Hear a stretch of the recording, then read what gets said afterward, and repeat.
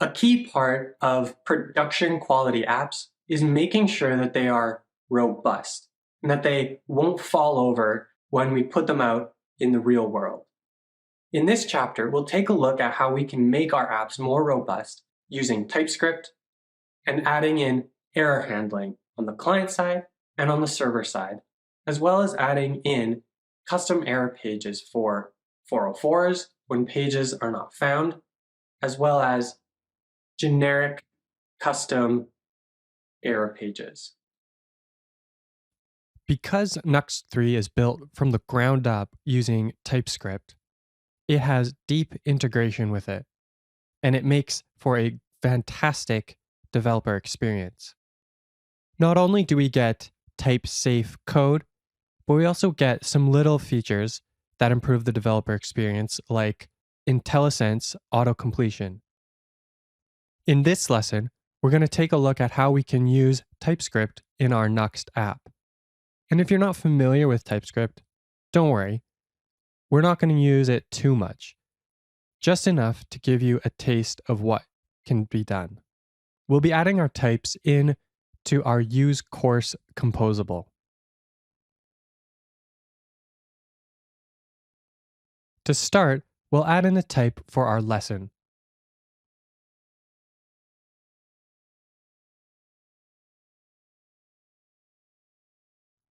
TypeScript types have a slightly different syntax than a JavaScript object, but it is pretty similar.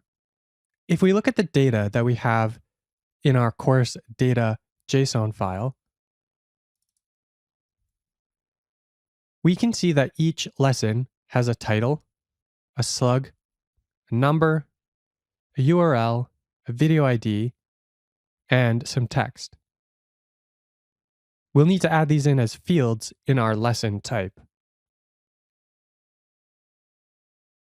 However, if we look at some of the other lessons, we'll see that a few of them actually have a source URL as well. This is because some of the lessons have code associated with them that you can download, whereas others don't. So we need to make this one an optional field. We can do that by adding in this question mark.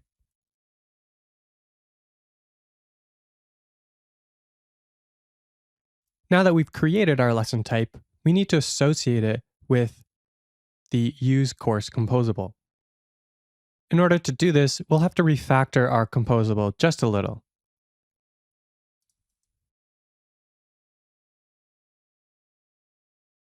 Here we've created the lessons variable and assigned the type of a lesson array to it. So now TypeScript knows that this lessons variable is an array of the lesson type. And if we hover over the use course field here, we can see that TypeScript is picking up the type that is returned from this composable. Now we just need to add in the rest of the types.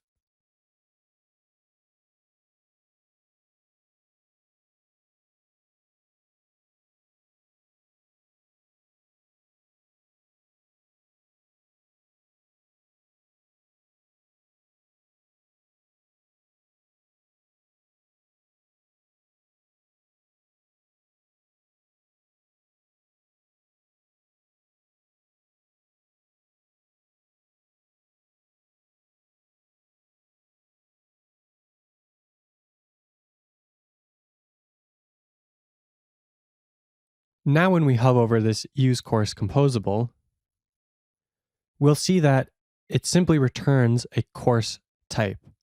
And we know that this course type has a title and some chapters, and that this chapters is an array of the chapter type. So now our Nuxt app is typed with this course data. If we go into our lesson slug component,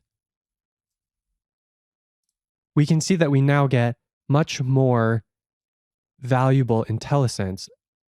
If we come over here to our lesson, we can now see that our IntelliSense fills with the correct types because it knows that this lesson is of type lesson.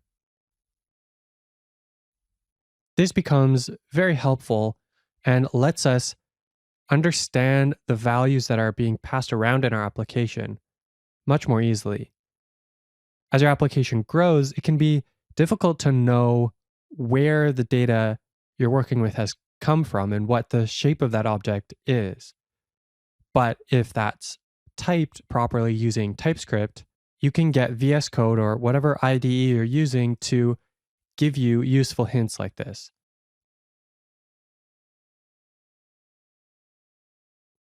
Later on, when we build out our API, we'll see how Nuxt takes the types of those endpoints and automatically builds them and injects them into our client-side code so that when we fetch on the client side, we get access to those types. But TypeScript is just one way that we can add more robustness to our code. In addition to helping us give hints when we're coding, TypeScript prevents all sorts of small, annoying, tedious little errors from popping up. But we also want to add error handling and handle cases where the application doesn't work as we expect. That's what we'll tackle in the next lesson. In this lesson, we'll see how we can add in a custom 404 page to our app. If we go to some sort of random route, one that doesn't exist on our app,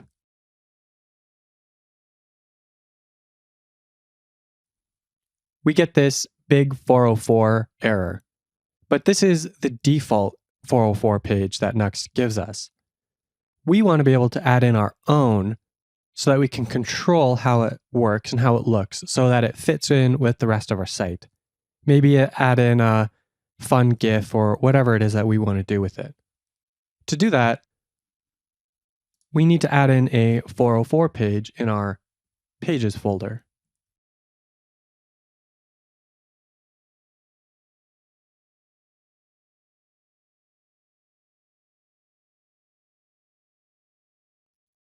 Now we get this page that uses our default layout and has some custom text in here. It's pretty straightforward. From here, we can add in whatever other functionality we want. We can add a button to redirect to a new page or add in a menu of some kind. In the next lesson, we'll see exactly how we can do that. So, how does this work?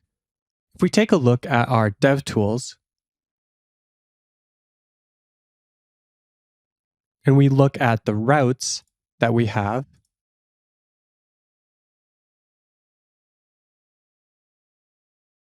we'll see that ViewRouter has a catch-all 404 route.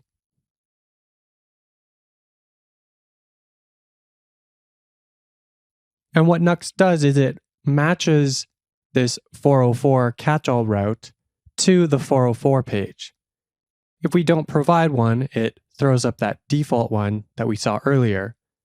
But if we have the page there, it'll show that instead.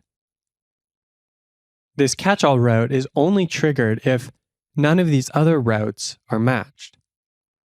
That's why it's called a catch-all, because if everything else fails, at least we have this route as a backup.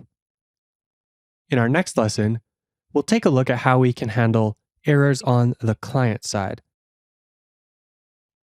In our Nuxt apps, there are two main sources for errors during the rendering process. The first one is on the client side, and the second one is on the server side. First, we'll tackle the client side errors in this lesson and the next lesson. And then in the last two lessons in this chapter, we will tackle handling server side errors. However, first I noticed that I missed something when we added types. So let's go in and add that type that I missed. We'll go into our use course composable here.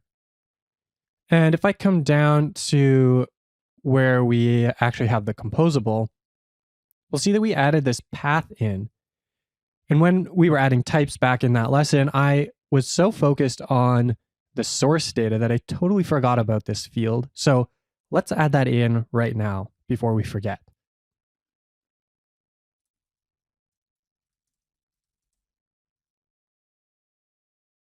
And that's all we needed to do. So now we can move on with client-side error handling. Nuxt 3 comes with this really useful Nuxt error boundary component. And what it does is it will capture any errors that happen in its default slot. This gives us a chance to show an error message and handle that error in a more specific way. So we can use these Nuxt error boundaries to actually isolate errors in different parts of our app instead of having a generic error page and just a generic way of handling these errors. So in our app, we're going to create an error when we click on this lesson complete button.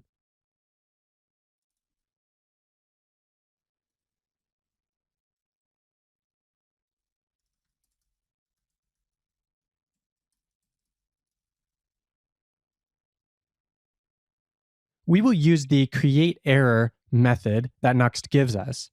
This method works on the client side as well as the server side, and it does exactly what it says it does. It creates an error for us. So if we come over here to our app and we open up our DevTools, go to the console. If I click on this toggle button here, we see that it throws the error, could not update.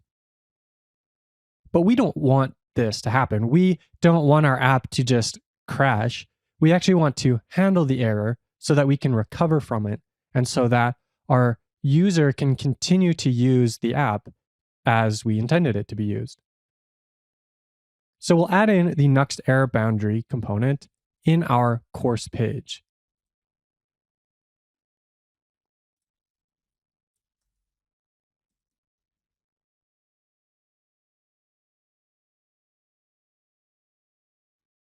And now when we come over to our app, I'll clear out these errors here so we can see what's going on. If I click on this button, we don't get an error in the console.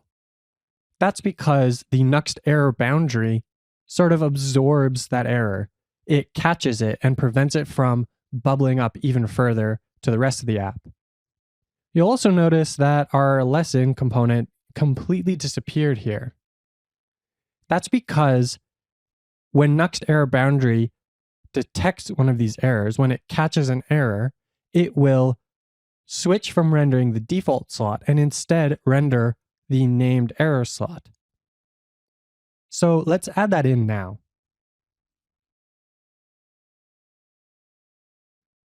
As soon as we hit save, we see that our app updates to show this error message along with the error that we caught. Now, this error message is kind of vague and not descriptive, but because we have this error boundary around this Nuxt page, and we know that this page renders a lesson, we can give a more specific error message.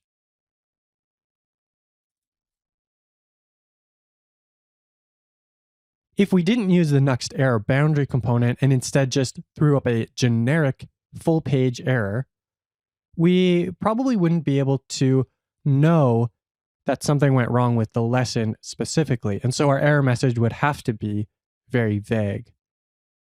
So now we've caught the error, but we want to recover from the error so that we can continue to use the application. To do that, we take this error object that the Nuxt error boundary component passes in to the scoped error slot here, and we reset that value back to null. So we'll add in a button here, and then we'll add in this reset error method.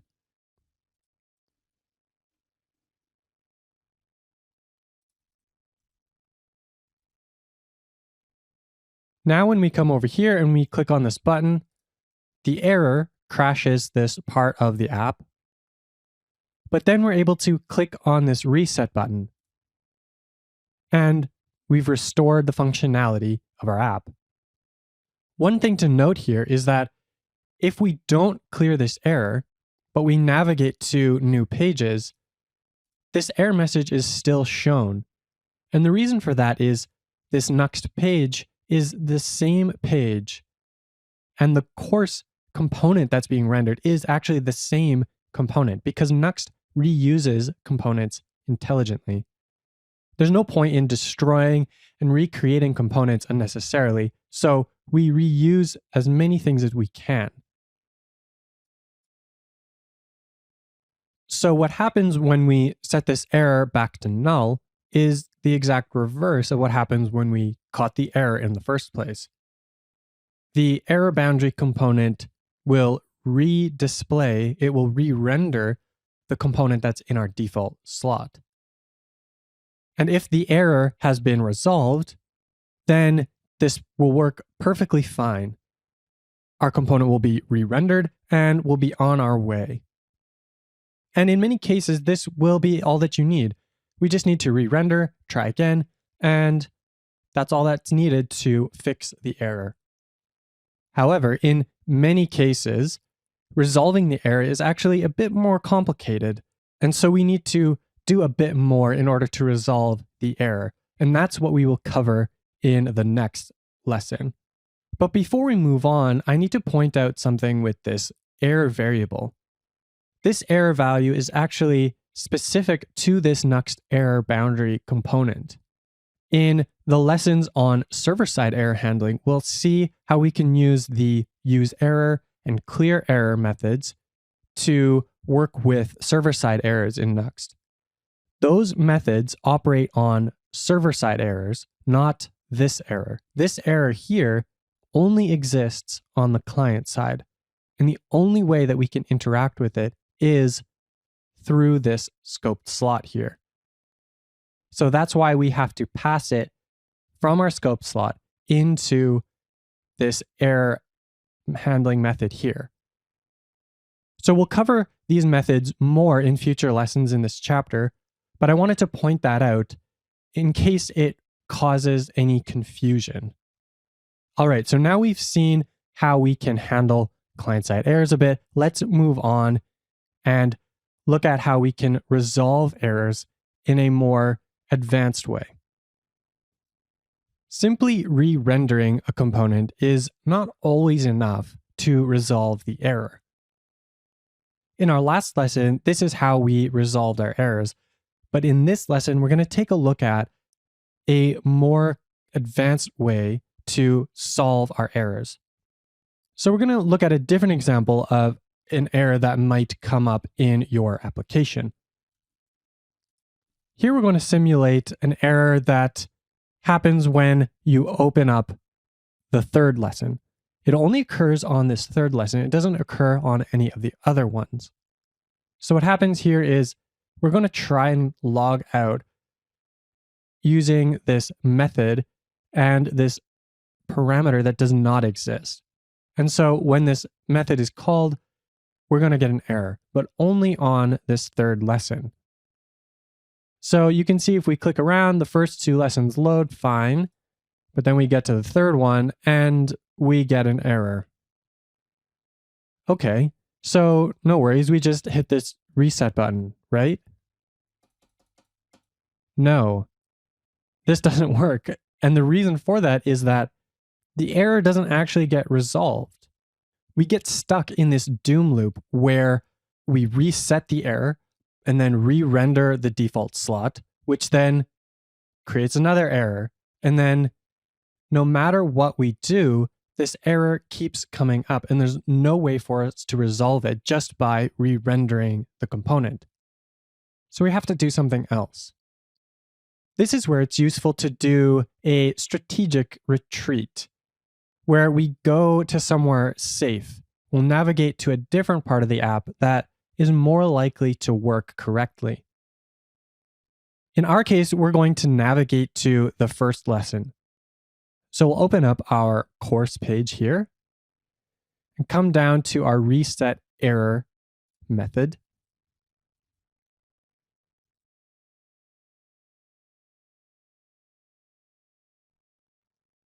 And we'll use this navigate to method from Nuxt.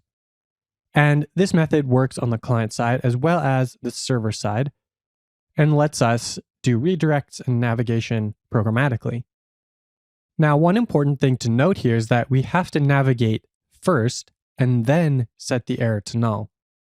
If we tried to do it the opposite way, we would have that same problem. We would still be stuck in that doom loop.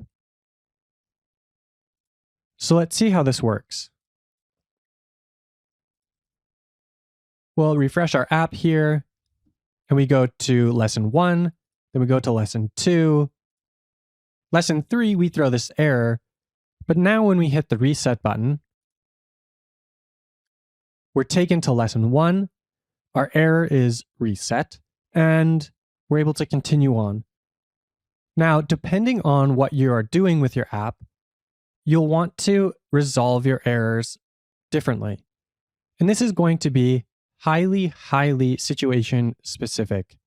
And I can't really go through all the different options and different ways of resolving errors because it's going to depend a lot on what your app is doing in that particular spot.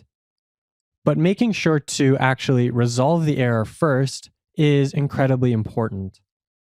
One last thing with client-side error handling is that we can actually escalate these errors to fatal errors. So let me show you what that means. We'll update our reset error method here to instead throw a fatal error. So now we'll navigate to the third lesson, and we'll click reset and see what happens. A fatal error. This will create a full page error that works very similarly to server-side errors. And if we put this in the default slot of the Nuxt error boundary component, that component will also catch this error. But these fatal errors are good for cases where there is no way to recover and there is nothing that you can do. So instead, all you've got is to just throw up this full page error and hope for the best. In our next 2 lessons, we'll look at server-side errors and how we can put in a custom error page. But before we finish with this lesson, I want to take a moment to discuss where we might even want to put these different error boundaries. Before I mentioned how we can use the Nuxt error boundary component to isolate distinct parts of our application. And this lets us handle errors in more specific and more useful ways. Now, you shouldn't wrap every single component in your app with this error boundary. That's completely overboard, and you would hate your life after a while if you started doing this. But larger chunks of state do make sense to wrap. So one way to think about this is with child routes. In our app here, we took this lesson child route and wrapped it in a Nuxt error boundary. If you had an admin dashboard with lots of different widgets on the page, like Google Analytics or an app similar to that, you might want to wrap each of those individual widgets with a Nuxt error boundary component. Each app will look different in how you do this, but that's the general way in which I would suggest to think about how to use Nuxt error boundaries. All right, so in our next lesson, we'll take a look at handling server-side errors. In the last couple of lessons, we looked at handling client-side errors. So in this lesson, we're going to take a look at how we can handle server-side errors. If we go to a completely random route in our application, we get a 404 page, just as you'd expect, because the route doesn't actually match anything in our router. However, if we go to a route that matches, but doesn't actually exist, we'll get a different kind of error.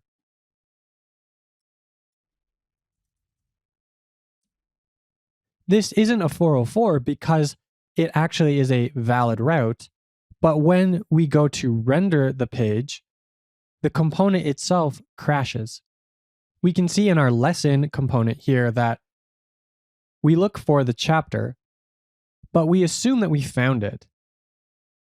And then we go on to use that chapter to find the lesson. But if this chapter is null, then value doesn't exist and lessons don't exist. And so the page crashes. And that's why we have this 500 error here. So to handle this properly, we're going to check to see if we've actually found the chapter. And if not, we're going to throw an error.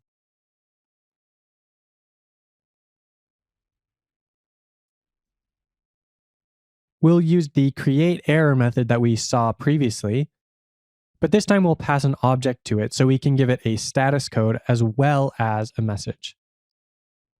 We'll copy this and do a similar thing for the lesson.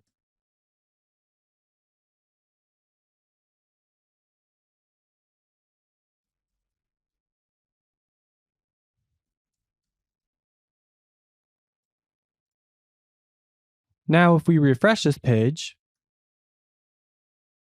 we get this 404 chapter not found error. And although this is technically a 404 error because the chapter isn't found, this error originates from the server, not from the routing portion of the app. That's why it is not showing our 404 page. The router has successfully matched on our lesson route, but when it goes to render the page, that's when this error comes up. So it shows a server-side error instead. However, this error page is the default, and we want to be able to write our own custom error page. In order to do that, we need to add in an error component, but we add that in at the root, not inside of the pages directory. This is because the error component is not part of the router. This error page is shown whenever the server has an unhandled error. And so this is not part of the router, and so we don't put it inside of the pages directory. So we'll add in our page here, and we'll see that our custom error page is now being rendered. Note that we're using the Nuxt layout component here to use the default layout, or whatever it is that happens to be set at that time. We can also use the useError method in order to grab some details about the error that's being displayed.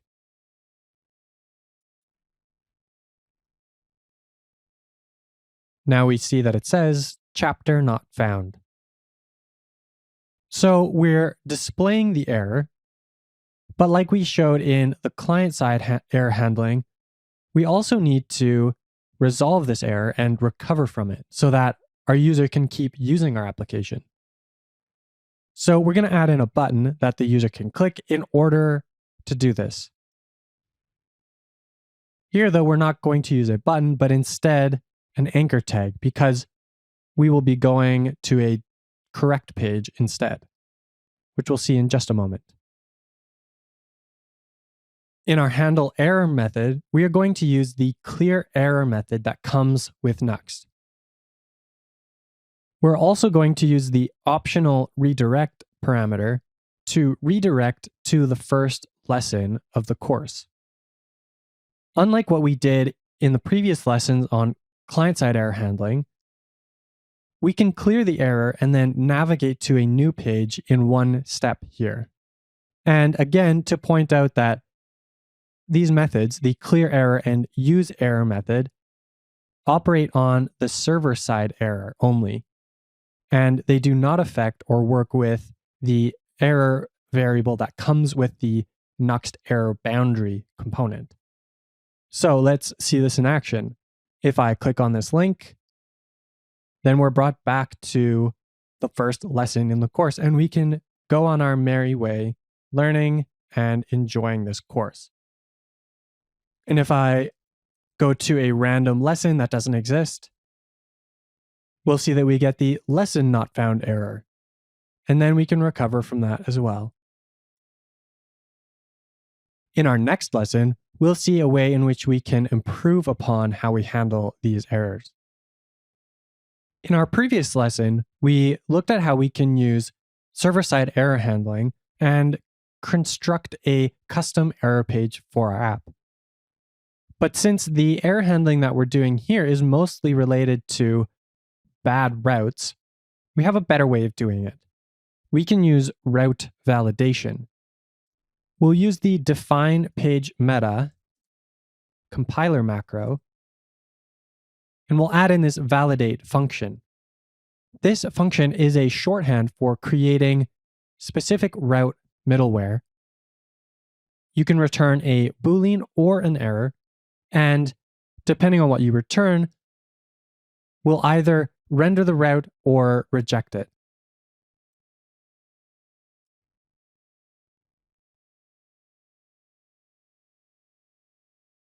We take a look at the route parameters and use that to determine if we're able to actually find the chapter. If we're not able to find this chapter, then we return an error saying that the chapter is not found. This is very similar to what we did in the last lesson, but in this case, we're not waiting until we render the component out. We're doing this beforehand to make sure that we can actually render the page properly. One thing to keep in mind is that because this define page meta is a compiler macro, it's not a regular function. So we're not able to access the course variable that's in this outer scope here. So we have to get it again from this use course composable. As well, we need to return a Boolean. So if you forget to return true here, the page will not render. So let's add in the validation for the lesson as well.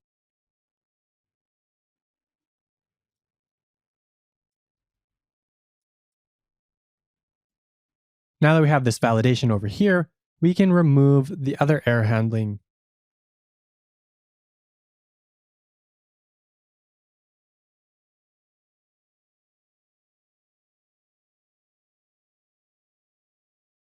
And if we go to a route that doesn't work properly, we get the error message that we would expect. It works exactly like it did before, but we've refactored it into a way that makes a little more sense and is a bit more readable. One thing to keep in mind when using this validate function is that it's a specific form of middleware. What's actually happening is this runs a route middleware before this page is executed to determine if we can actually do that. And so if you put in this validate function, you will not be able to run other middleware on this page.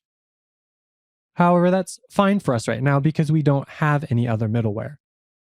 But it's just something to keep in mind.